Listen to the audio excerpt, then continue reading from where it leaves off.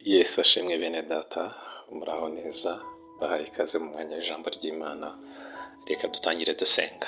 Mana yacu y'urukundo n'imbabazi, tugushimiye kuduha amahirwe yo kumva ijambo ryawe. Nyemerera tugirire ubuntu, Mwuka Wera aduhishurire iby'ubwiru bwabyo, atumenyeshe icyo uri muganira natwe, ndetse anadushoboze gushyira mu ngiro icyo dutumweho binyuze mu ijambo ryawe uyu munsi. Tubisabye twizeye mu izina rya Yesu Kristo, amen.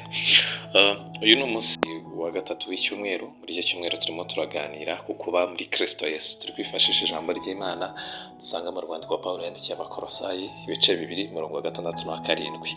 Iminsi yabanje twavuze ko abakiriye Kristo bakwiriye kugendera muri we. Ku munsi wa kabiri tuvuga ko bakwiriye gushorera imizi muri Kristo, ntibashorere hanze ye, ahubwo bagashorera muri we. Uwo tutabanye muri iyo minsi ibanza ashobora kureba kuri uyu murongo tuganiriraho, akareba umunsi wa mbere n'uwa kabiri, nabyo yabibona. Hanyuma uyu munsi wa gatatu rero, hirya yo gushorera imizi muri Kristo, tugiye kureba uko twubatswe muri we. Reka n'ubundi dusome aho mu Bakolosayi 2:6 kugeza kuri 7. Handitse ngo, nuko rero nk'uko mwakiriye Kristo Yesu umwami wacu, aba ariko mugendera muri we, mushoreye imizi muri we, kandi mwubatswe muri we, mukomejwe no kwizera nk'uko mwigishijwe, mufite ishimwe ryinshi risesekaye. Imana itugirire neza. Nk'uko nari mbivuze mu kanya, uyu munsi tugiye kurebera hamwe kuba muri Kristo, gushorera muri we, tukubakika muri we. Imana itugirire neza. Wamaze kwakira Kristo Yesu akwiye kugendera muri we rwose. Mbese mu yandi magambo, akwiriye gufata ubuzima bwe akabushyira muri Kristo Yesu. Ubuzima bwe bwose bukabaho muri Kristo Yesu. Imana itugirire neza. Hanyuma kandi ntabe kuba muri Kristo Yesu gusa, ahubwo akanashorera muri we.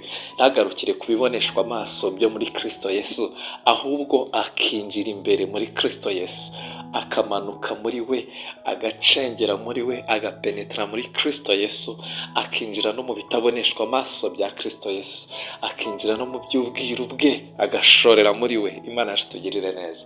Hanyuma mu gushorera muri Kristo Yesu, wamara kugeramo ukaba wubakitse rwose muri we. Imana itugirire neza. Iyo igiti kimaze gushorera imizi yacyo mu butaka bwiza, igiti kigashima ubutaka ko ari bwiza, gikurikizaho kwiyubaka kigashikama rwose muri bwa butaka.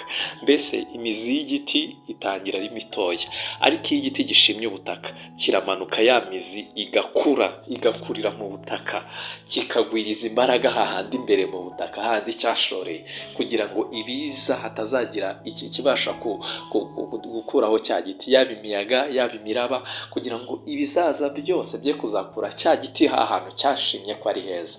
Imana itugirire neza. Natwe ubwo twakiriye Kristo tukanyurwa n'urukundo rwe, dukwiriye gushorera muri we. Abashoreye muri we bagasogongera bakumva ibyo bwiza bwo muri we, bakwiriye kubakika muri we, bakagwiriza imbaraga muri we, bagashikama rwose, kugira ngo ibishaka kubakura muri we n'ibiza bitazabatembana. Imana itugirire neza.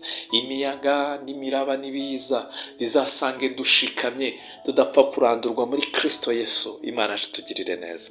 Uko niko n'umukristo rwose, nk'uko icyo giti kigenda kigashinga imizi, kikamanuka kigakomerera aho ngaho hasi mu butaka, uko niko n'umukristo nawe akwiriye gushinga imizi muri Kristo Yesu, imizi yigakomerera muri we, akashora agakomerera aho ngaho muri Kristo Yesu, akubakikamo, kugira ngo hato niharamuka haje bishaka kumukura muri Kristo bitazabasha kumunyeganyeza. Imana itugirire neza. Hanyuma rero ushyire ino jambo ry'Imana, umaranire gushinga imizi muri Kristo, ugwirize imbaraga muri we, wiyubake ku byo kwizera, wumve ushikamye rwose ku bya Kristo, wumve ushikamye rwose, wumve ugwijije imbaraga muri we rwose, ku buryo ibigambiriye kugukura muri we n'ibiza bizasange utanyeganyega. Mwifurije gufata ubuzima bwawe ukabushyira muri Kristo, ukagendera muri we muri byose, ugashorera muri we, kuko muri we harimo ibyiza byose, harimo ibikenewe byose ngo ubugingo n'umubiri bibe bizima. Hanyuma mu gushorera muri we, uwubakike rwose muri we. Ndagushimiye Yesu Kristo aguhereza umugisha, kandi Imana ikubashije gukora iby'iri jambo. Ushorere muri Kristo, ube wubakitse muri we. Yesu aduhana umugisha.